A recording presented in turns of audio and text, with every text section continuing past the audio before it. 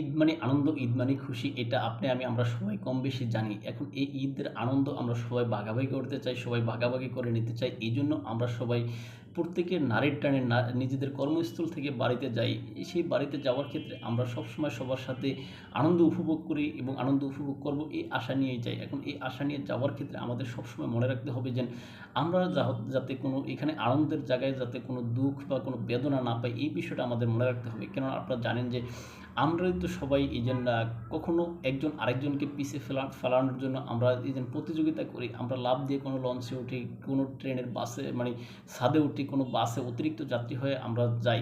সেক্ষেত্রে কোনো ধরনের দুর্ঘটনা ঘটলে সেটার যে একটা হিতে বিপরীত অবস্থা হয়, সেটা আপনার আমাদের পরিবারকেই নিতে হবে, আমাদেরকেই বহন করতে হবে। সুতরাং আপনারা জানেন যে গতকালকে রাজধানীর সদরঘাটে যে দুটি লঞ্চের যে সংঘর্ষ হয়েছে, সেই সংঘর্ষে যেই ঘটনা ঘটেছে সেখানে ২ জন মানুষ জায়গায় নিহত হয়েছেন এবং আরও ২ জন লোক সম্ভবত সেখানে তাদেরকে খোঁজ পাওয়া যাচ্ছে না।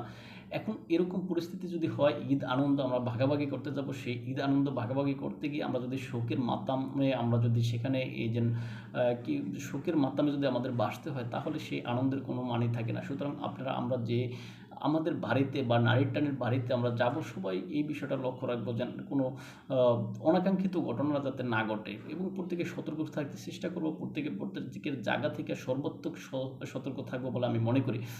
এখন গতকালকে যে ঘটনা ঘটেছে সেটা আসলে ২টি লঞ্চের যেই সংঘর্ষ, সেই সংঘর্ষের বিষয়টা আসলে কেন ঘটলো এই বিষয়ে আমরা জানি। আশা করি যে সংশ্লিষ্ট মন্ত্রণালয় এই বিষয়গুলো তদন্ত করবে। যেন আমরা দেখেছি যে গতকালকে এই যে নৌ পরিবহন মন্ত্রণালয়ের প্রতিমন্ত্রী সাহেব, সম্ভবত রাজীব আহসান সাহেব, তিনি যে বিষয়ে বলেছেন যে এই যে ২টি লঞ্চের যে সংঘর্ষ হয়েছে, এই জন্য তিনি ২টি লঞ্চের যে রুট পারমিট রয়েছে সেটা বাতিল করেছেন। আমরা বাংলাদেশের বিষয়ে যে বিষয়টা জানি যে রুট পারমিট আপনি আজকে বাতিল করে দিয়েছেন, সেটা আসলে কোনো বড় ধরনের যে এফেক্ট হবে সেটা মনে হয় না। কেননা সাময়িকভাবে রুট পারমিট বাতিল হলেও বাংলাদেশে সবই সম্ভবের একটা দেশ, এটা আমরা সবাই জানি। কেননা এই রুট পারমিট আবার টাকা দিলে হয়ে যাবে, এটা লঞ্চ যারা কর্তৃপক্ষ রয়েছে তারা নিজেরা ভালো করে জানে। সুতরাং এই বিষয়টা যেন রোড পারমিট বাতিল করে দিয়ে তাদেরকে যেন এখানে এরকম অসম যে প্রতিযোগিতা, এই যে তাদের প্রতিযোগিতার কারণে সেখানে এই যে ২ জন লোক নিরীহ মানুষ যারা তাদের যে ঈদ যাত্রার যে যাত্রা সেটাকে শেষ করে ব্লেন্ড করে দিয়ে নিজেদের জীবন উৎসর্গ করতে হলো। সুতরাং এই অশুভ যে প্রতিযোগিতাগুলো, এগুলো লক্ষ্য রাখতে হবে। আর আমরা শুধুমাত্র যেন যারা মালিকপক্ষ বা যারা লঞ্চ চালক রয়েছেন তাদেরকে শুধু দোষ দেব, সেই বিষয়টাও কিন্তু এরকম হওয়া উচিত নয়। কেননা আমরা যারা যাত্রী হই, আমরা যারা সাধারণ নাগরিক রয়েছি, আমাদেরও অনেক সতর্ক থাকতে হবে। কেননা আপনারা জানেন আমরা অনেক সময় যে সমস্ত কাজগুলো করি, আমরা লাফ দিয়ে লঞ্চে উঠে যাই, লঞ্চ ঘাটে মানে ঘাট দেওয়ার টার্মিনালে আসার পূর্বে আমরা লঞ্চে লাফ দিই, অনেক সময় ঝাঁপ দিয়ে অনেক সময় সেই ঝাঁপ দিয়ে লঞ্চে না গিয়ে আমরা অনেক সময় নদীতে পড়ে যাই। সুতরাং এই সমস্ত বিষয়গুলো আমাদেরকে লক্ষ্য রাখতে হবে, আমরা এরকম কাজগুলো পরিহার করতে হবে, নিজেরা সতর্ক থাকতে হবে। শুধু অন্যের উপরে দায় চাপিয়ে দিয়ে আমরা এখানে নিরাপদ থাকা যাবে না। সুতরাং আমরা প্রত্যেকের জায়গা থেকে, হোক আমি ট্রেনে যাই, হোক আমি বাসে যাই, হোক আমি লঞ্চে যাই, যে যেখানেই যাই না কেন, বাংলাদেশে তো আসলে সব ধরনের যানবাহনই রয়েছে।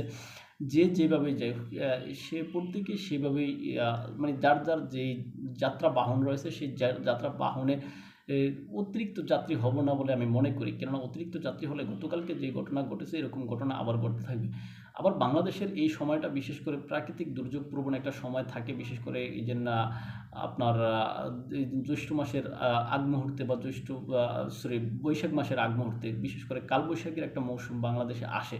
এখন এই যে গত ২ দিন পর্যন্ত যে বিষয়গুলো দেখা যাচ্ছে যে কালবৈশাখী জ্বরের একটা প্রভাব দেখা যাচ্ছে, সমুদ্রের ভিতরে যে লঞ্চগুলো থাকে, লঞ্চগুলোর যেই অবস্থা আমরা বিভিন্ন সামাজিক যোগাযোগ মাধ্যমের কল্যাণে আমরা দেখতে পাচ্ছি। সুতরাং এই সমস্ত বিষয়গুলোকে আমাদেরকে মাথায় রাখতে হবে। প্রাকৃতিক এবং অপ্রাকৃতিক সকল প্রকার দুর্যোগের বিষয়গুলো আমাদেরকে মাথায় রেখে তারপর আমাদেরকে যাতায়াত করতে হবে। যাতায়াতের পূর্বে আমাদেরকে এই আবহাওয়া অধিদপ্তরের যে সমস্ত খবরাখবরগুলো, যে সমস্ত তথ্যগুলো রয়েছে, সেই সমস্ত তথ্যগুলো আমাদেরকে যাচাই বাছাই করতে হবে। যদি আমাদের এই আবহাওয়া অধিদপ্তরের কোনো তথ্যগুলো যে আমাদের মানে এর জন্য ঝুঁকিপূর্ণ মনে হয়, তাহলে আমাদের যাত্রা বা আমাদের এই যাত্রা বাতিল করা উচিত বলে বা শ্রেয় বলে আমার কাছে মনে হয়।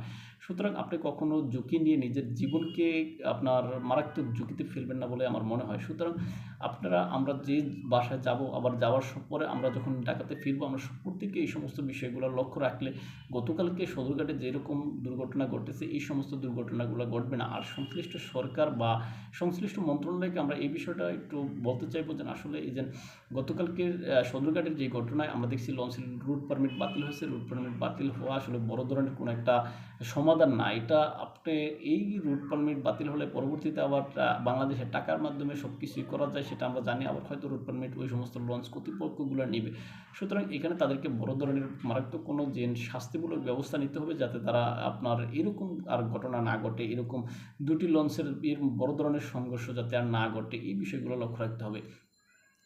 অনেক সময় এই রাজধানীর সদরঘাটে এই বেপরোয়া কার্যকলাপের কারণে অনেক সময় এরকম দুর্ঘটনা ঘটে, যেটা আমরা দেখেছি। শুধু সদরঘাটে বললে ভুল হবে, বিভিন্ন লঞ্চ ঘাটে এরকম ঘটনা ঘটে, এরকম তথ্য আমরা পাই। সুতরাং গতকালকে এই যে অনেক আশা, অনেক স্বপ্ন, অনেক যেই অনুভূতি নিয়ে তারা তাদের বাড়িতে মানে যাওয়ার জন্য যে ঈদ যাত্রার জন্য তারা যে সদরঘাটে গিয়েছিল, সেখানে তাদের যে সকল স্বপ্ন, আশা, ভরসা সব কিছু বিলীন করে দিয়ে তারা এখন নিথুর দেহ হয়ে পড়ে রয়েছে। সুতরাং এই সমস্ত মানুষগুলোর কথা চিন্তা করতে হবে। এই সমস্ত মানুষগুলোর কথা চিন্তা করে রাষ্ট্র যদি কোনো প্রকার ব্যবস্থা নিতে পারে, রাষ্ট্র যদি তাদের পাশে যতটুকু পরিমাণ দাঁড়াতে পারে, এই বিষয়টাকে রাষ্ট্রকে ভাবতে হবে। কেননা রাষ্ট্র তো নাগরিকদের জন্য। এখন নাগরিকরা এই দিনের তো স্বপ্ন নিয়ে গিয়ে যে কোনো দুর্ঘটনার কারণে হোক আজকে তাদের জীবনে একটা বড় ধরনের দুর্ঘটনা ঘটেছে। এখন এই দুর্ঘটনা ঘটার পরে এই পরিবারটার পাশে যাতে ন্যূনতমভাবে রাষ্ট্র দাঁড়াতে পারে, রাষ্ট্রকে সেই ব্যবস্থা নিতে হবে, রাষ্ট্রকে সেই পদক্ষেপটুকু নিতে হবে বলে আমি মনে করি। দর্শক, এই বিষয়ে আপনি কি মনে করেন? আপনিও কি চান যে এই সমস্ত মানুষগুলোর পাশে রাষ্ট্র দাঁড়াক? যদি এটা চান তাহলে আপনি কমেন্ট বক্সে লিখে জানাতে পারেন, এবং আপনাদের বন্ধুবান্ধব যাতে এই বিষয়গুলো জানতে পারে বা এই বিষয়টা যাতে সরকারের দৃষ্টিগোচর হয়, এই জন্য ভিডিওটা আপনারা শেয়ার করতে পারেন। তাই ভালো থাকবেন সবাই। দেখাবো অন্য কোনো ভিডিওতে অন্য কোনো বিষয়ে। আমাদেরকে যদি আপনারা ফলো করতে চান তাহলে ইউটিউব এবং ফেসবুকে স্বপ্নচারীর কথা নামে, ইনস্টাগ্রাম ও টিকটকে এনতোষের নামে দেখতে পারেন। আল্লাহ হাফেজ।